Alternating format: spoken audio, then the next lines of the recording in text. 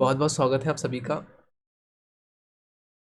अपने YouTube channel paper hacker में। आज हम बात करने वाले हैं बीए फोर्थ सेमेस्टर के हिंदी के पेपर के बारे में, और हम बात करेंगे 2023 में आने वाले कुछ महत्वपूर्ण क्वेश्चन।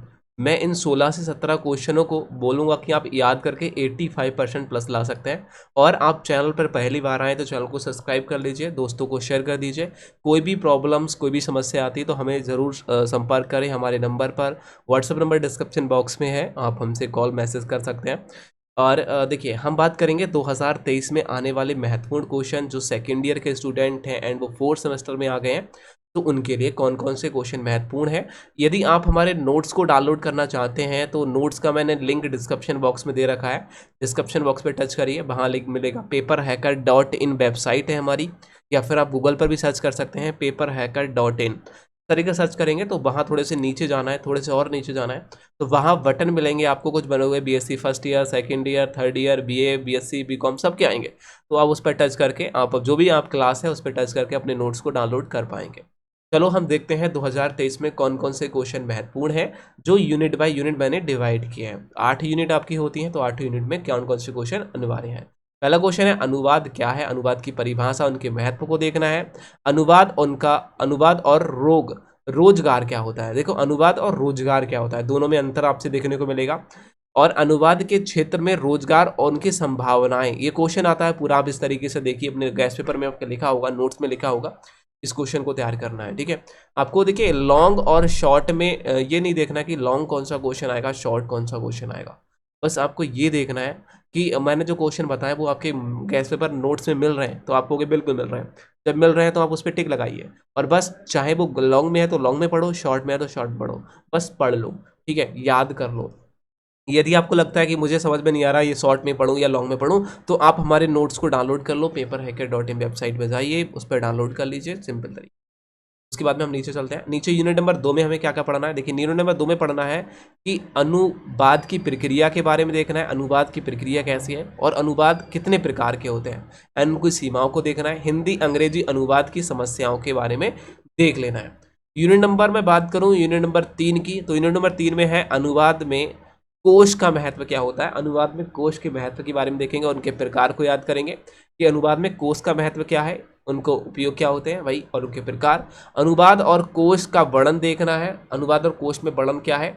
एंड शब्दकोश और देखिए, यहाँ जो कोश का वर्णन की बात करें तो कुछ कोश देखने को मिलते हैं। एक होता है शब्दकोश, होता है साहित्य कोश, होता है और विश्व कोश होता है। ये 3 प्रकार के कोश देखने को मिलते हैं। इन तीनों को कोशों के बारे में थोड़ा सा पढ़ लेना है, ठीक है। जैसे इन कोशों का वर्णन करें तो यूनिट नंबर 4 में हम बात करें तो यूनिट नंबर 4 में हमें देखना है परिभाषित शब्द का अर्थ क्या होता है, परिभाषा और उसकी विशेषता के बारे में देखना है। वहीं परिभाषित शब्दावली की आवश्यकता का महत्व भी आपको याद करना है, कि जो कह सकते हैं जो परिभाषित शब्दावली होती है उसकी आवश्यकता के महत्व कौन कौन से हैं, वो क्वेश्चन भी आपको याद करना है। वहीं आपको नेक्स्ट क्वेश्चन मिलता है कि जो कह सकते हैं परिभाषिक शब्दावली है, उसके निर्माण, उनके गुण, उनकी विशेषता के बारे में देखना है। मान लीजिए परिभाषिक शब्दावली जो है वो उसका निर्माण कैसे हुआ है, कुछ तो गुण होगा उसका, उसकी विशेषता तो होंगी, वो देखेंगे। एंड समान और परिभाषिक शब्द में अंतर क्या होता है और उनकी भूमिका क्या होती है, ये क्वेश्चन भी आप अपने बुक नोट्स कर टिक लगाएंगे। इसमें लॉन्ग और शॉर्ट में घबराने की जरूरत नहीं है। आपके गैस पेपर में लॉन्ग में है तो लॉन्ग में पढ़ लो, शॉर्ट में है तो शॉर्ट में पढ़ लो, बस इस क्वेश्चन को किसी तरीके से याद कर लो। उसके बाद में है हिंदी और अंग्रेजी अनुवाद, जो अनुवाद प्रशासनिक क्षेत्र है उसकी प्रशासनिक क्षेत्र के बारे में और उनके सैद्धांतिकता के बारे में, दोनों में याद कर लेना है। यहाँ है वैदिक क्षेत्र में हिंदी अंग्रेजी अनुवाद और उनके जो सैद्धांतिक का परिचय के बारे में आपको देख लेना है। तो एक सैद्धांतिकी जिसे बोलते हैं उसका परिचय देखना है। यूनिट नंबर हम 7-6 की बात करें, यूनिट नंबर 6 में हमें देखना है कि समाज संस्कृति और परिभाषा में संबंध देखना है और उनका अनुवाद देखना है। बहुभाषिक समाज और अनुवाद में महत्व देखना है, मतलब इन दोनों में आपस में क्या महत्व है और अंतर भी देख लेना है। यूनिट नंबर हम 7 में याद करें, यूनिट नंबर 7 में हमें कौन कौन से क्वेश्चन याद करना है, हिंदी में याद रखिए।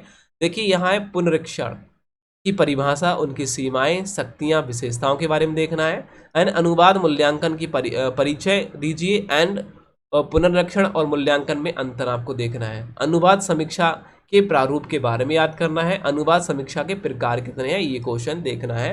2023 के लिए महत्वपूर्ण क्वेश्चन है। लास्ट यूनिट देखिए, 8वीं यूनिट में हमें क्या क्या पढ़ना है। यहाँ पढ़ना है कि सामाजिक जो विषय होते हैं उनका अनुवाद कैसे होता है एंड उससे जुड़ी समस्याएं कौन कौन सी आई हैं वो आप देखेंगे। और उसके बाद में लास्ट जो क्वेश्चन है वो है हमारा सृजनात्मक साहित्य के अनुवाद में किस तरह की समस्याएं या समस्याएं आ सकती हैं वो आपको देखना है। तो ये क्वेश्चन थे 2023 में आने वाले क्वेश्चन। मैंने जो आपको 16 से 17 क्वेश्चन बताए हैं 85% प्लस यहीं से फंसेगा। तो आप वीडियो को लाइक कर दीजिए, चैनल को सब्सक्राइब कर दीजिए और अपने व्हाट्सएप ग्रुप और फेसबुक पर इस वीडियो को शेयर कर दीजिए। Thank you.